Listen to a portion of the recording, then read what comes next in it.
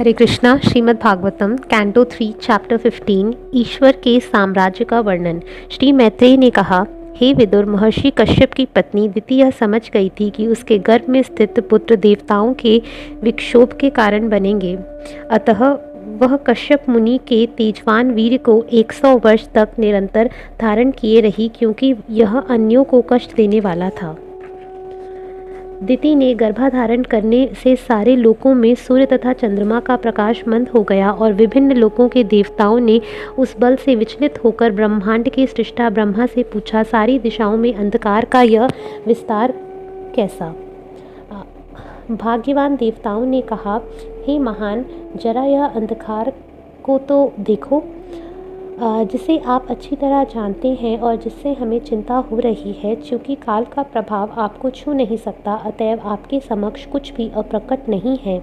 हे देवताओं के देव, हे ब्रह्मांड को धारण करने वाले, हे अन्य लोकों को के समस्त देवताओं के शिरोमणि, आप आध्यात्मिक तथा भौतिक दोनों ही जगतों में सारे जीवों के मनोभावों को जानते हैं। हे बल तथा विज्ञानमय ज्ञान के आदि स्रोत, आपको नमस्कार है। आपने भगवान से पृथक्कृत रजोगुण स्वीकार किया है। आप बहिरंगा शक्ति की सहायता से अप्रकट स्रोत से उत्पन्न हैं। आपको नमस्कार।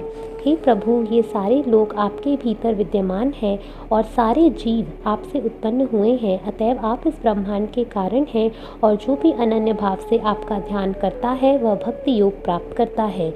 जो लोग श्वास प्रक्रिया को साध कर मन तथा इंद्रियों को वश में कर लेते हैं और इस प्रकार जो अनुभवी प्रौढ़ योनि हो जाते हैं, उनकी इस जगत में पराजय नहीं होती। ऐसा इसलिए क्योंकि योग में ऐसी सिद्धि के कारण उन्होंने आपकी कृपा प्राप्त कर ली है।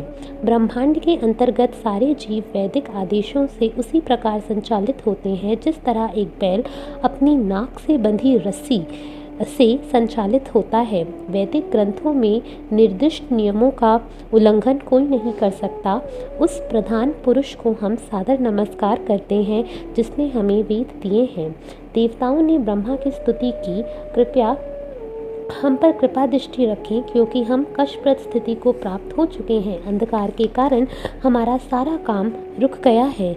जिस तरह ईंधन अग्नि को वर्धित करता है, उसी तरह दिति के गर्भ में कश्यप के वीर्य से उत्पन्न भ्रूण ने सारे ब्रह्मांड में पूर्ण अंधकार उत्पन्न कर दिया है। श्री मैत्रेय ने कहा, इस तरह दिव्य ध्वनि न समझे जाने वाले ब्रह्मा ने देवताओं की स्तुतियों से प्रसन्न होकर उन्हें तुष्ट करने का प्रयास किया। ब्रह्मा जी ने कहा, मेरे मन से उत्पन्न 4 पुत्र सनक, सनातन, सनंदन, सनत कुमार तुम्हारे पूर्वज हैं। कभी कभी वे बिना किसी विशेष इच्छा के भौतिक तथा आध्यात्मिक आकाशों से होकर यात्रा करते हैं। इस तरह सारे ब्रह्मांडों का भ्रमण करने के बाद वे आध्यात्मिक आकाश में भी प्रविष्ट हुए, क्योंकि वे समस्त भौतिक कल्मश से मुक्त थे। आध्यात्मिक आकाश में अनेक आध्यात्मिक लोग हैं जो वैकुंठ कहलाते हैं, जो पुरुषोत्तम भगवान तथा उनके शुद्ध भक्तों के निवास स्थान है और समस्त भौतिक लोकों के निवासियों द्वारा पूजे जाते हैं। वैकुंठ लोक में सारे निवासी पुरुषोत्तम भगवान के समान आकृति वाले होते हैं। वे सभी इंद्रिय तृप्ति की इच्छाओं से रहित होकर भगवान की भक्ति में लगे रहते हैं। वैकुंठ लोकों में भगवान रहते हैं जो आदि पुरुष हैं और जिन्हें वैदिक वाङ्मय के माध्यम से समझा जा सकता है। वे कल्मश रहित सतोगुण से ओतप्रोत हैं, जिसमें रजो या तमोगुणों के लिए कोई स्थान नहीं है। वे भक्तों की धार्मिक प्रगति में योगदान करते हैं। उन वैकुंठ लोकों में अनेक वन हैं जो अत्यंत शुभ हैं। उन वनों के वृक्ष कल्प वृक्ष हैं जो सभी ऋतुओं में फूलों तथा फलों से लदे रहते हैं, क्योंकि वैकुंठ लोकों में हर वस्तु आध्यात्मिक तथा साकार होती है। वैकुंठ लोकों के निवासी अपने विमान में अपनी पत्नियों तथा प्रेयसियों के साथ उड़ाने भरते हैं और भगवान के चरित्र तथा उन कार्यों का शाश्वत गुणगान करते हैं जो समस्त अशुभ गुणों से सदैव विहीन होते हैं। भगवान के यश का गान करते समय वे सुगंधित तथा मधु से भरे हुए पुष्पित माधवी फूलों की उपस्थिति तक का उपहास करते हैं। जब भौरों का राजा भगवान की महिमा का गायन करते हुए उच्च स्वर में गुनगुनाता है तो कबूतर, कोयल, सारस, चक्रवाक, हंस, तोता, तीतर तथा मोर का शोर अस्थायी रूप से बंद पड़ जाता है। ऐसे दिव्य पक्षी केवल भगवान की महिमा सुनने के लिए अपना गाना बंद कर देते हैं। यद्यपि मंदार, कुंद, गुरबक, उत्पल, चंपक, अर्ण, पुनाग, नागकेशर, बकुल, कुमुदिनी तथा पारिजात जैसे फूलने वाले पौधे दिव्य सुगंध से पूरित हैं, फिर भी वे तुलसी द्वारा की गई तपस्या से सचेत हैं, क्योंकि भगवान तुलसी को विशेष वरीयता प्रदान करते हैं और स्वयं तुलसी की पत्तियों की माला पहनते हैं। वैकुंठ निवासी वैदुर्य, मरकत तथा स्वर्ण से बने हुए अपने अपने विमानों में यात्रा करते हैं। यद्यपि वे विशाल नितंबों तथा सुंदर हंसीले मुखों वाली अपनी अपनी प्रेयसियों के साथ सटे रहते हैं, किंतु वे उनके हंसी मजाक तथा उनके सुंदर मोहकता से कामोत्तेजित नहीं होते। वैकुंठ लोकों की महिलाएं इतनी सुंदर होती हैं जैसी देवी लक्ष्मी स्वयं है। ऐसी दिव्य सुंदरियां जिनके हाथ कमलों के साथ क्रीड़ा करते हैं तथा पांवों के नुपुर झनकार करते हैं, कभी कभी उन संगमरमर की दीवालों को जो थोड़ी थोड़ी दूर पर सुनहले किनारों से अलंकृत हैं, इसलिए बुहारती देखी जाती है कि उन्हें भगवान की कृपा प्राप्त हो सके। लक्ष्मियाँ अपने उद्यानों में दिव्य जलाशयों के मूंगे से जड़े किनारों पर तुलसी दल अर्पित करके भगवान की पूजा करती हैं। भगवान की पूजा करते समय वे उभरे हुए नाकों से युक्त अपने अपने सुंदर मुखों के प्रतिबिंब को जल में देख सकती हैं और ऐसा प्रतीत होता है मानो भगवान द्वारा मुख चुंबित होने से वे और भी अधिक सुंदर बन गई हैं। यह अतीव शोचनीय है कि अभागे लोग वैकुंठ लोकों के विषय में चर्चा नहीं करते, अपितु ऐसे विषयों में लगे रहते हैं जो सुनने के लायक नहीं होते तथा मनुष्य की बुद्धि को संभ्रमित करते हैं। जो लोग वैकुंठ के प्रसंगों का त्याग करते हैं तथा भौतिक जगत की बातें चलाते हैं, वे अज्ञान के गहनतम अंधकार में फेंक दिए जाते हैं। ब्रह्मा जी ने कहा, हे प्रिय देवताओं, मनुष्य जीवन इतना महत्वपूर्ण है कि हमें भी ऐसे जीवन को पाने की इच्छा होती है, क्योंकि मनुष्य रूप में पूर्ण धार्मिक सत्य तथा ज्ञान प्राप्त किया जा सकता है। यदि इस मनुष्य जीवन में कोई व्यक्ति भगवान तथा उनके धाम को नहीं समझ पाता तो यह समझना होगा कि वह बाह्य प्रकृति के प्रभाव से अत्यधिक ग्रस्त है। आनंद भाव में जिन व्यक्तियों ने शारीरिक लक्षण परिवर्तित होते हैं और जो भगवान की महिमा का श्रवण करने पर गहरी गहरी सांस लेने लगते हैं तथा प्रस्वेदित हो उठते हैं, वे भगवत धाम को जाते हैं, भले ही वे ध्यान तथा अन्य अनुष्ठानों की तनिक भी परवाह न करते हों। भगवत धाम भौतिक ब्राह्मणों के ऊपर है और ब्रह्मा तथा अन्य देवतागण तक इसकी इच्छा करते हैं। इस तरह सनक, सनातन, सनंदन तथा सनत कुमार नामक महर्षियों ने अपने योग बल से आध्यात्मिक जगत के उपरयुक्त वैकुंठ में पहुंचकर अभूतपूर्व सुख का अनुभव किया। उन्होंने पाया कि आध्यात्मिक आकाश अत्यधिक अलंकृत विमानों से जो वैकुंठ के सर्वश्रेष्ठ भक्तों द्वारा चालित थे, प्रकाशमान था और पूर्ण पुरुषोत्तम भगवान द्वारा अधिशासित था। भगवान के आवास वैकुंठपुरी के 6 द्वार को पार करने के बाद और सजावट से तनिक भी आश्चर्यचकित हुए बिना उन्होंने 7वें द्वार पर एक ही आयु के 2 चमचमाते प्राणियों को देखा जो गदाई लिए हुए थे और अत्यंत मूल्यवान आभूषणों, कुंडलों, हीरों, मुकुटों, वस्त्रों इत्यादि से अलंकृत थे। दोनों द्वारपाल ताज़े फूलों की माला पहने थे जो मदोन्नत भौरों को आकृष्ट कर रही थी और उनके गले के चारों ओर तथा उनकी 4 नीली बाहों के बीच में पड़ी हुई थी। आप अपनी कुटिल भौं, अतृप्त नथनों तथा लाल लाल आँखों से वे कुछ शुभ प्रतीत हो रहे थे। सनक इत्यादि मुनियों ने सभी जगहों के दरवाज़ों को खोला। उन्हें अपने पराये का कोई विचार नहीं था। उन्होंने खुले मन से स्वेच्छा से उसी तरह 7वें द्वार में प्रवेश किया जिस तरह वे अन्य 6 दरवाज़ों से होकर आए थे, जो सोने तथा हीरों के बने हुए थे। चारों बालक मुनि, जिनके पास अपने शरीरों को ढकने के लिए वायुमंडल के अतिरिक्त कुछ नहीं था, 5 वर्ष की आयु के लग रहे थे। यद्यपि वे समस्त जीवों में सबसे वृद्ध थे और उन्होंने आत्मा के सत्य की अनुभूति प्राप्त कर ली थी, किंतु जब द्वारपालों ने, जिनके स्वभाव भगवान को तनिक भी रुचिकर न थे, इन मुनियों को देखा तो उन्होंने उनके यश का उपहास करते हुए अपने डंडों से उनका रास्ता रोक दिया। यद्यपि ये मुनि उनके साथ ऐसा बर्ताव पाने के योग्य न थे। इस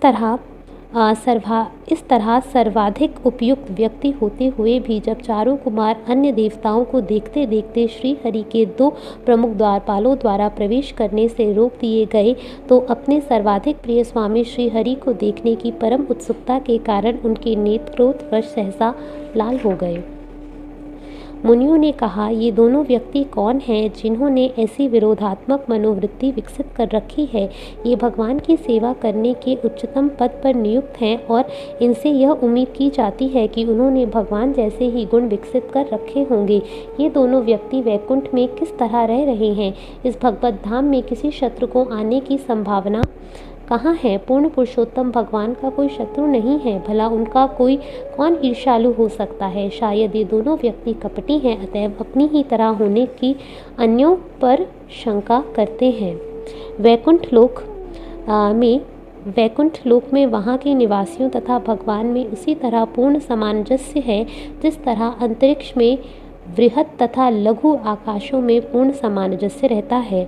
तो इस सामंजस्य के क्षेत्र में भय का बीज क्यों है? ये दोनों व्यक्ति वैकुंठ वासियों की तरह वेश धारण किए हैं, किंतु उनका मन असामंजस्य कहाँ से उत्पन्न हुआ? अतएव हम विचार करें कि इन 2 संदूषित व्यक्तियों को किस तरह दंड दिया जाए। जो दंड दिया जाए वह उपयुक्त हो, क्योंकि इस तरह से अंततः उन्हें लाभ दिया जा सकता है। चूँकि वे वैकुंठ जीवन के अस्तित्व में द्वैध पाते हैं, अतः वे संदूषित हैं और इन्हें इस स्थान से भौतिक जगत में भेज दिया जाना चाहिए जहाँ जीवों के 3 प्रकार के शत्रु होते हैं। जब वैकुंठ लोक के द्वारपालों ने, जो कि सचमुच ही भगवत भक्त थे, यह देखा कि वे ब्राह्मणों द्वारा शापित होने वाले हैं, तो वे तुरंत बहुत भयभीत हो उठे और अत्यधिक चिंतावश ब्राह्मणों के चरणों पर गिर पड़े, क्योंकि ब्राह्मण के शाप का निवारण किसी भी प्रकार के हथियार से नहीं किया जा सकता। मुनियों द्वारा शापित होने के बाद द्वारपालों ने कहा, यह ठीक ही हुआ कि आपने हमें आप जैसे मुनियों का अनादर करने के लिए दंड दिया है, किंतु हमारी प्रार्थना है कि हमारे पछतावे पर आपकी दया के कारण हमें उस समय भगवान से विस्मृति का मोह न आए जब हम नीचे नीचे जा रहे हों। नाभि से उगे कमल के कारण पद्मनाभ कहलाने वाले तथा सदाचारियों की प्रसन्नता के रूप में भगवान को उन संतों के प्रति अपने ही दासों के द्वारा किए गए अपमान का उसी क्षण पता चल गया। वे अपनी प्रेयसी लक्ष्मी सहित उस स्थान पर उन चरणों से चल कर गए जिनकी खोज सन्यासी तथा महामुनि करते हैं। सनक इत्यादि मुनियों ने देखा कि भगवान विष्णु, जो भावमय समाधि में पहले उनके हृदयों के ही भीतर दृष्टिगोचर होते थे, अब वे साकार रूप में उनके नेत्रों के सामने दृष्टिगोचर हो रहे हैं। जब वे छाता तथा चामर जैसी साज सामग्री सहित अपने संगियों के साथ आगे आए, जो श्वेत चामर के बालों के गच्छे धीमे धीमे हिल रहे थे, मानो 2 श्वेत हंस हों, तथा अनुकूल हवा में से छाते से लटक रही मोतियों की झालरें भी हिल रही थीं, मानो श्वेत पूर्ण चंद्रमा से अमृत की बूंदें टपक रही हों अथवा हवा के झोंके से बर्फ पिघल रही हो।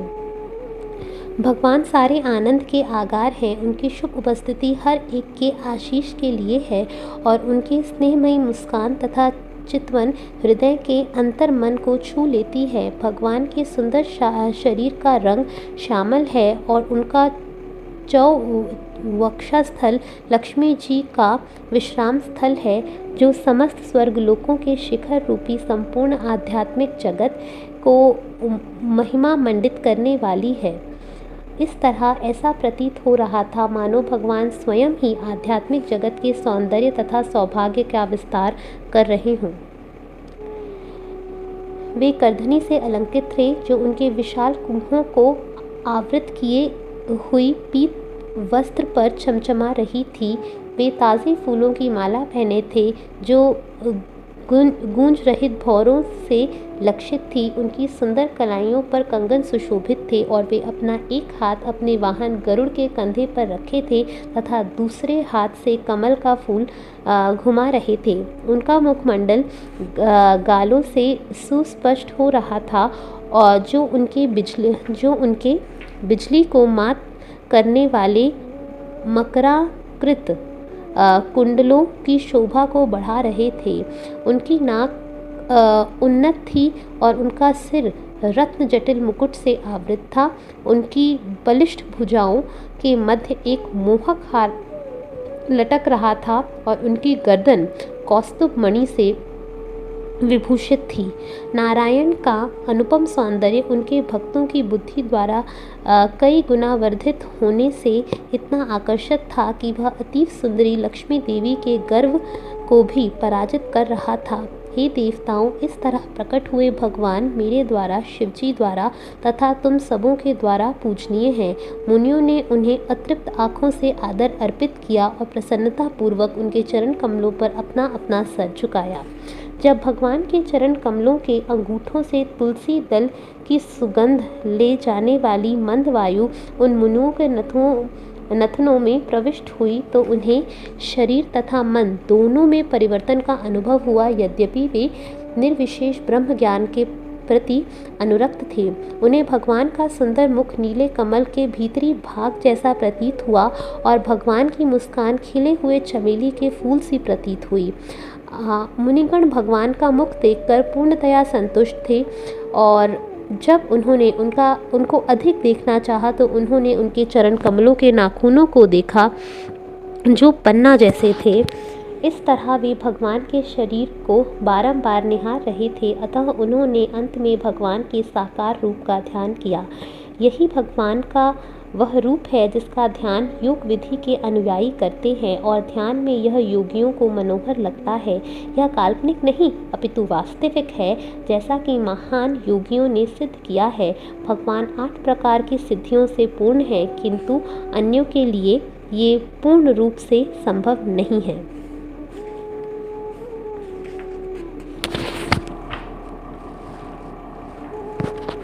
कुमारों ने कहा, हे प्रिय प्रभु, आप धूर्तों के समक्ष प्रकट नहीं होते। यद्यपि आप हर एक के हृदय के भीतर आसीन रहते हैं, किंतु जहाँ तक हमारा संबंध है हम आपको अपने समक्ष देख रहे हैं।